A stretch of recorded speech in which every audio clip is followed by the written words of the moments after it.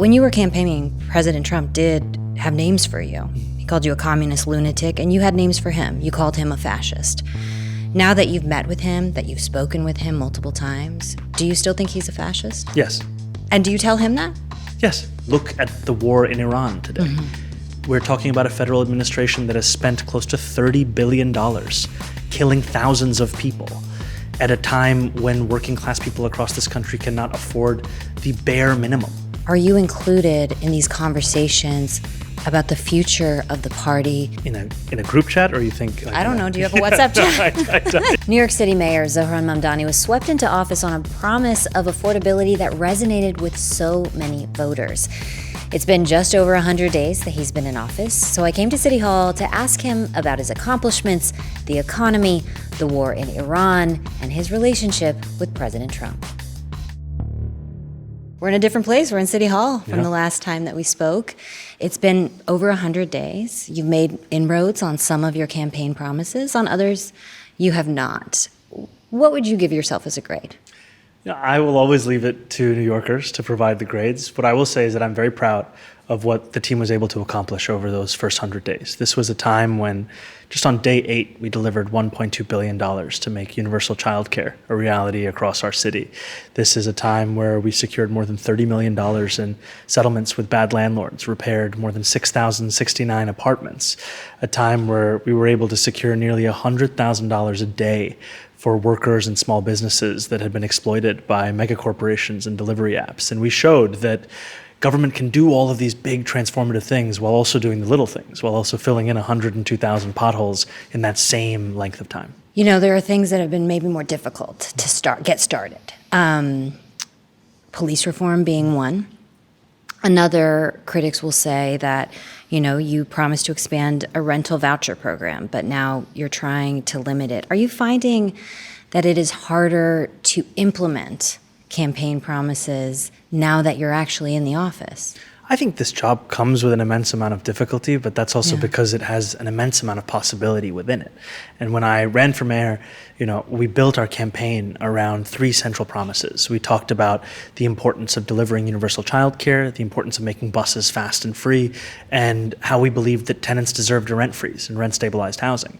And I'm proud of the fact that beyond the universal childcare, we also announced just on Sunday that we were going to be speeding up buses for more than 1 million New Yorkers. Because as you know, we have the slowest buses in America here in New York City. Some of them are riding at an average speed of 5 miles an hour.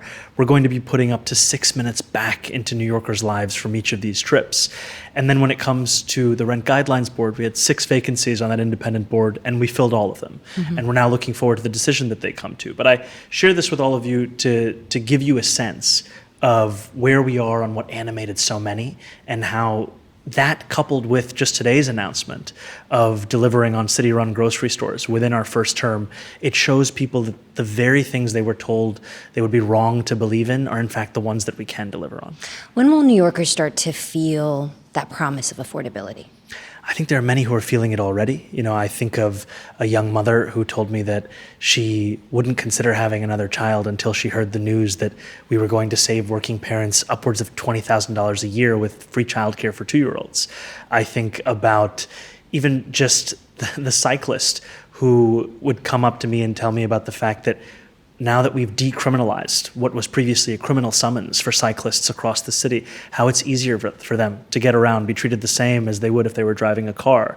I even just think about the city workers who've been at the heart of so much of this accomplishment and so much of this work, even predating this administration, who for the first time in a long time are getting some of that deserved recognition for what they do to keep the city running. One of the places where it seems a bit more challenging is on your promise around police reform, especially because you and the commissioner don't seem to be on the same page. When you look back at what you did promise on policing, especially when it's that particular unit that deals with protesters, some accuse it of heavy-handed tactics, where do you stand now? I stand in the same place as I always have. I'm committed to disbanding the strategic response group and decoupling our city's response to protests versus threats of terrorism. What we've seen is the bringing together of these two things when in fact they do not need to be conflated. And I think part of what you're seeing in our administration is that we want to deliver this in a manner that isn't just checking a box, but in a manner that both upholds the sanctity of the First Amendment, the freedom of expression, of protest, and also does so in a manner that keeps New Yorkers safe. And in the same period of time, we have codified the fact that the NYPD will now release body-worn camera footage within 30 days. We have stopped the prior administration's approach of giving criminal summonses to cyclists. We have started to bring back that same commitment that we spoke of not only keeping New Yorkers safe, but also of delivering justice. We have also established our city's first ever Office of Community Safety, which will be tasked with delivering the kind of innovative responses to the very crises that have long been pushed aside in New York City politics, whether they be gun violence or the mental health crisis. This is the very work that our city is taking on as an urgent task before it. But how will you disband that particular unit, which arrested protesters, if the police commissioner doesn't have the same goal, and if police see you as overly sympathetic to accusers who come forward and say, the police were not acting right? Well, I would say that at the end of the day, as the mayor of the city, if there is something that I believe we need to do, then we will do it. And I am proud of the work that my police commissioner has been doing. And we are very much on the same page in the need to deliver both safety and justice to New Yorkers. And to me, it's not a question of if we will do this work, it's a question of when, and wanting to ensure that we do this in a manner that we can look back on weeks, months, years after the fact and say, not only did we do the right thing, but we did it in the right way. You're a proud democratic socialist. It's clear Republicans plan to use you and that platform as an attack point come the midterms. Do you feel pressure to prove that your brand of democratic socialism works before the midterms? I feel pressure from New Yorkers to deliver for them on their day-to-day needs.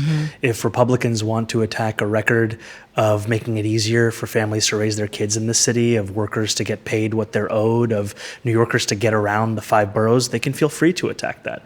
But what they will find is that the reason so many people across the city and across the country have lost faith in politics is because of that sense that politics has less and less of a relevance to their day-to-day needs. And in fact, one of the most relevant things that we can be doing in our politics today is addressing the material needs of working class people. That's exactly what we focused on. What I'm asking is, whether you like it or not, you have been made to seem like a boogeyman of some kind, right? From the Republicans, especially when you were running. So do you feel an added sense of pressure nationally because of the face you've become of the Democratic Party and specifically the progressive part of this party? I'll be honest with you, I don't let myself think too much about what Republicans seek to portray me as. I think about the fact that the power of an ideology is judged in the worth of its delivery. And delivery, at the end of the day, is every single thing that we want to do. It's why I spoke on Sunday about pothole politics as a way we describe the work that we do. Because for a long time, Republicans have sought to describe themselves as being driven by the needs of working people, when in reality we've seen a chasm in what they've actually delivered for those people. I mean, look at the war in Iran today. We're talking about a federal administration that has spent close to $30 billion killing thousands of people at a time when working class people across this country cannot afford the bare minimum. And to be told that a city-run grocery store is implausible, but spending more than $500 million a day to kill people in Iran and Lebanon is not only plausible but necessary. It speaks to a broken kind of politics. And what we're showing is that we can put forward not just our principles, but also the practical impacts of this work. We can deliver universal childcare and change 6,700 catch basins. We can take on bad landlords across the city and start to repave more than 1,000 miles of roadway. We can do all of these things where we've been told in the past you could only do one. Has the war in Iran had an outsized impact specifically on the economy of this city? Yes, the war in Iran has had an impact on the economy of this country. And even more than the economy, it's had an impact on the people of this city and across this country. at the core of any war is a dehumanization that takes place. And that dehumanization is not limited to any battlefield. It extends into the lives of people across this country. And I spoke to a young Muslim woman who I had called after seeing the news that she had been thrown to the ground at a subway stop. She told me that the first thing her attacker said to her before he attacked her was, "I wonder how many Iranians we killed today." That is what we are allowing to take hold in our politics. And it is critically important for all of us to speak up, not just from a position of politics, but frankly, even just from a position of morals. Have you shared, I know you've spoken publicly about your concerns about this war, but have you shared those directly with President Trump? I'll keep the nature of the conversations with the president between the two of us. What I will tell you is that it is no secret, not my concerns. I would describe it more as a deep opposition to this war, a deep opposition that comes out of a concern for what our politics are incentivizing in this moment, the killing of civilians as opposed to the uplifting of working class people across this country. So I know you said I'll keep the contents of those conversations between us, but when you were campaigning, President Trump did have names for you. He called you a communist lunatic, and you had names for him. You called him a fascist. Now that you've met with him, that you've spoken with him multiple times, do you still think he's a fascist? Yes. And do you tell him that? Yes. And how does he react? I think everyone saw in the conversation we had in the Oval Office after our first meeting. What about your impressions? I mean, given the questions that have been raised, including on the right, about his mental acuity in this moment, you know, posting online that he would end a civilization, recently posting an image AI generated of himself that seemed to depict him as Jesus and then deleting it.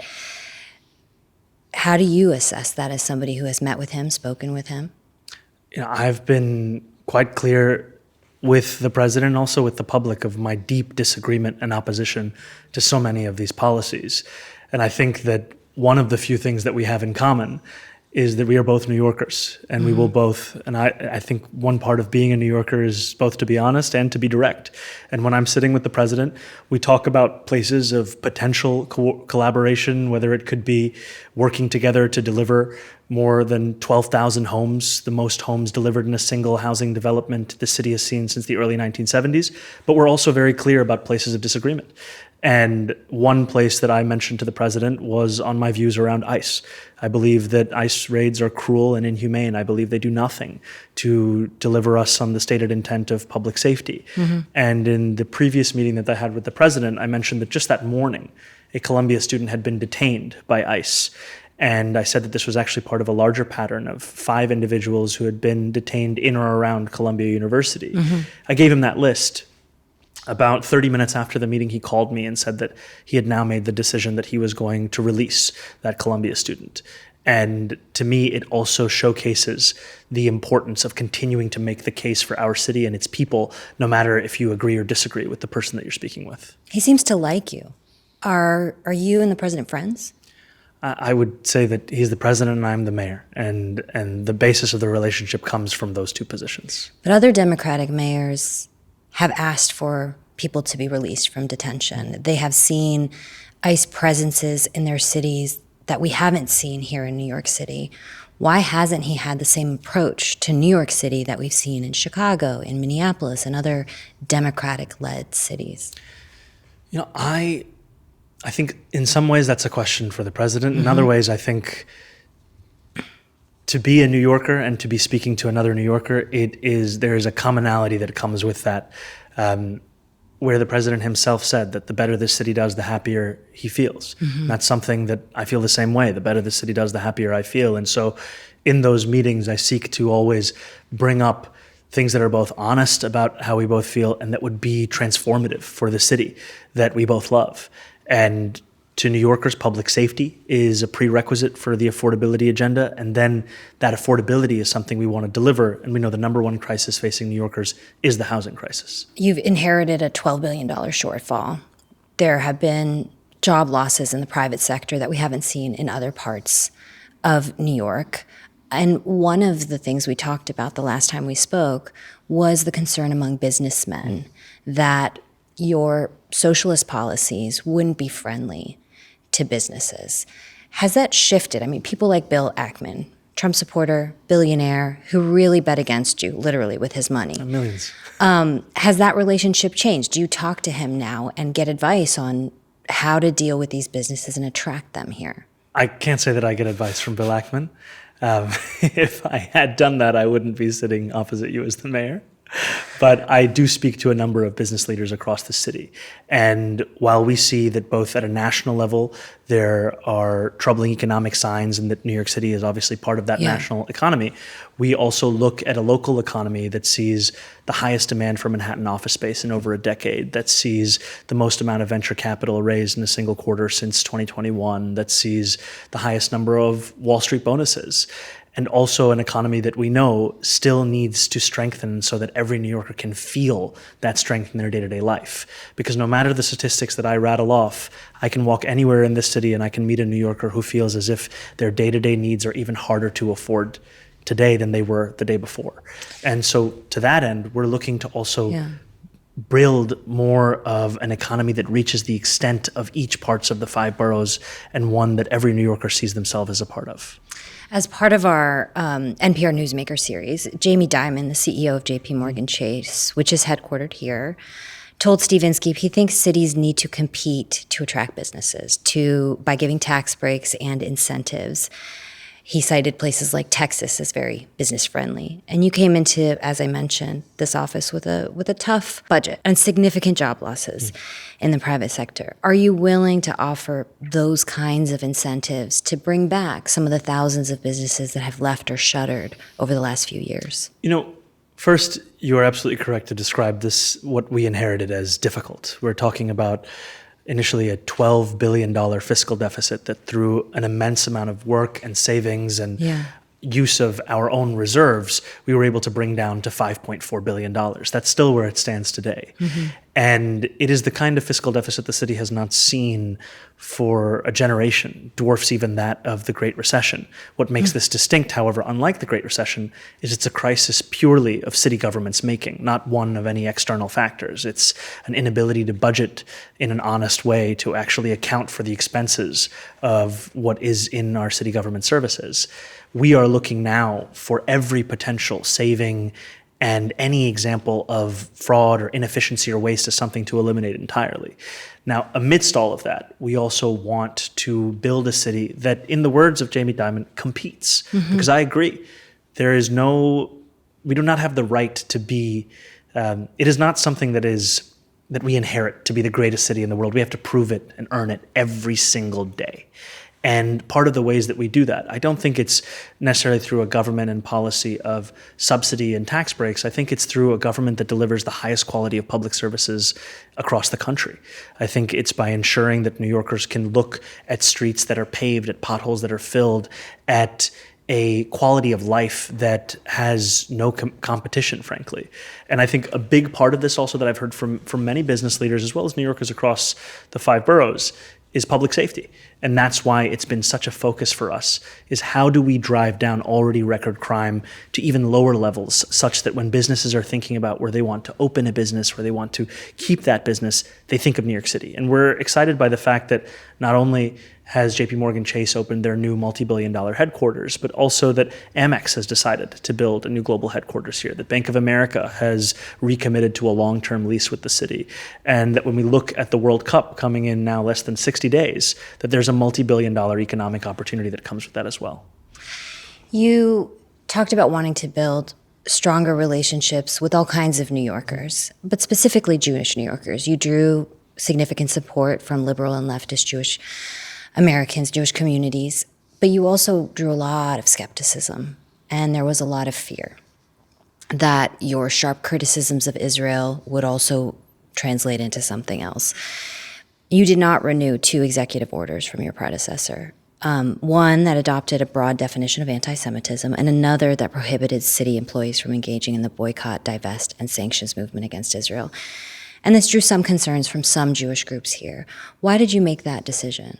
So we made the decision coming into office that we would revoke all executive orders that the prior mayor had signed after he was federally indicted. That was a moment at which many New Yorkers started to ask themselves, what was the motivation of any one executive order? Was it driven by self-interest, or was it in fact being driven by what it should be, which is public interest? And we've also sought to show that we are fully committed in fulfilling what we had spoken about over the course of the campaign, to not just keep Jewish New Yorkers safe across the city alongside each and every New Yorker, but also to celebrate and cherish those same New Yorkers. And so over the course, for example, of Passover, it's been an incredible opportunity for me to attend a number of Seders, to host Jewish City Hall officials at our home at Gracie Mansion for a Seder, to sit there as staffers look for the Afikomen, to get a better sense of what it means to lead a city with such incredible beauty and breadth of Jewish life across the 5 boroughs, and also to get a glimpse into the amount of service that so many organizations within the Jewish community are providing, whether it was joining with an organization on an airfield to give out food that they had procured for teachers in the community, or if it was sitting with a Jewish New Yorker looking at, Civil War era texts together. It has all been a joy to be able to be the mayor of a city with such a flourishing community that I am so proud to represent. How will your office define anti-Semitism? So we actually have the Office to Combat Anti-Semitism here at City Hall. And one of their jobs is to not only define that, but frankly, to conduct a listening tour to actually bring in the perspectives of Jewish New Yorkers from across the 5 boroughs. You've faced a lot of anti-Muslim rhetoric and fear-mongering around your faith and the faith of many Americans. An example that you'll bring Islamic law to New York City. But you do turn to scripture to make political points, both from within your faith and from other faiths. And for example, on immigration, you quoted the Quran, you quoted the Bible.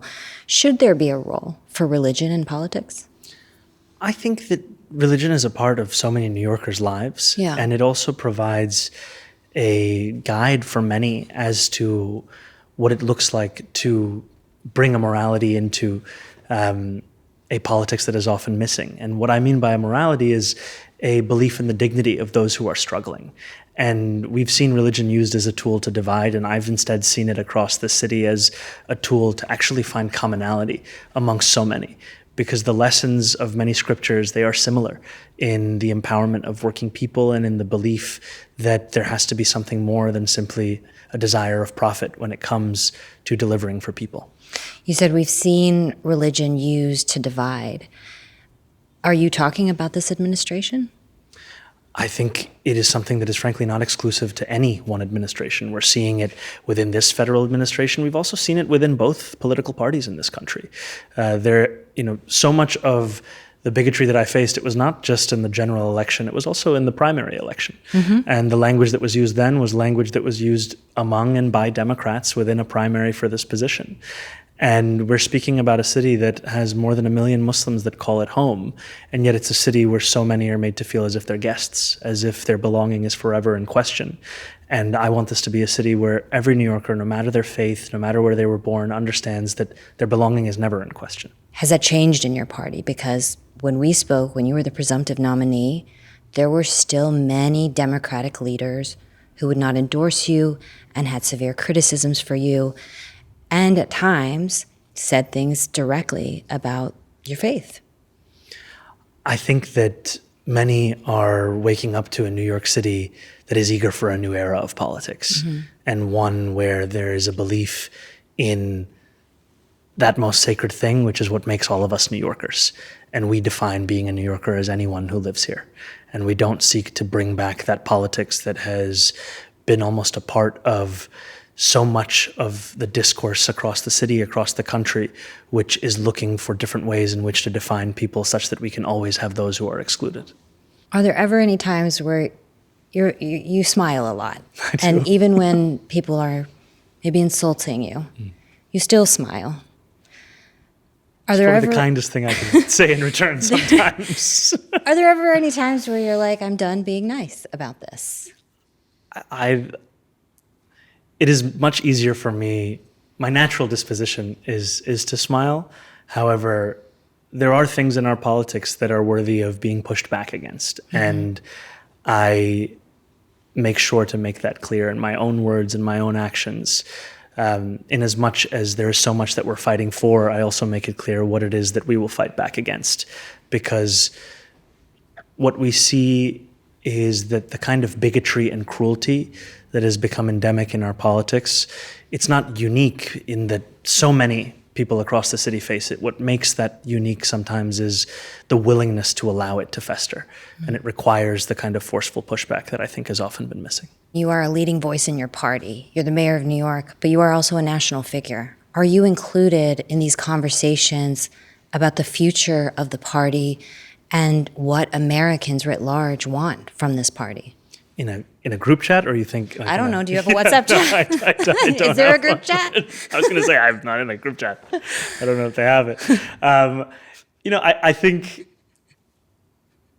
what has been really exciting is that the hunger that I speak about for a new kind of politics, it doesn't feel specific to New York City. It feels broader than that. And I think in our politics, we've often spent a lot of time pontificating about the meaning of something. That is time that I believe we could spend doing more of that thing. And I think that in delivering what it is that we've been speaking about over the last more than 100 days, that in itself serves as the power of example for what can be done elsewhere. I think about the path to so much that we aspire for in other countries. It all begins with one example. And here in New York City, we're seeking to be an example for what it can look like to make life more affordable for working people. Is your party ready for the midterms in the sense that there was a message from American voters in the presidential election that they did not want what the Democrats were promising or saying? Is that going to be different, do you think? I do. I think that what we are going to see is a message that Americans across the country are fed up with what politics has come to mean over these last few years. And I'm excited by a number of candidates right here in New York City. We have Brad Lander, who's running for Congress here in Manhattan and Brooklyn, Claire Valdez running for Congress in Queens and Brooklyn. And I think what they show is the very kind of politics that people have been eager to see on the national stage, a politics that understands not only will we push back against the bigotry and cruelty that we've seen in so much of these last few years, but also push for a dignity that too often it seems like we have to look for in the history books of the Democratic Party and not in the present day. Okay, I can't let you go without asking. You went from a one-bedroom in Queens Yes. to a literal mansion. It's just... What are you doing with all the space? What's it like? You never realize how small your one bedroom is until you try and move it into the larger even bedroom that we have there. I'll be honest with you, it's pretty nuts to move into a space like this. I don't spend all that much time there. Most of my time, frankly, is here at City Hall and around New York City. I've tried to live life like the same New Yorker that I was before this, because so much of how you see the world is informed by who you're seeing it with and how you're living in that world. So if you spend every single day driving around in a tinted window security detail, you will have a very specific view of the city. That's why I'm looking to take the train, to bike around the city, to walk around the city, because that's also how you actually meet other New Yorkers and you break out of the bubble that so many have come to expect of politics, where politicians only seem to be spending time with other politicians or the people who donated to make them politicians. Is there anything you really miss about your old life? I used to only be about 3 blocks from Steinway, and I definitely miss Steinway. But I can still see it very far, but it's still there from the lawn. Mayor Mamdani, thank you for taking the time. Very welcome. We appreciate it. Thank you. New episodes of Newsmakers can and will publish at any time. Stay caught up, follow, or subscribe to this program wherever you watch. Thanks for joining us on NPR's Newsmakers.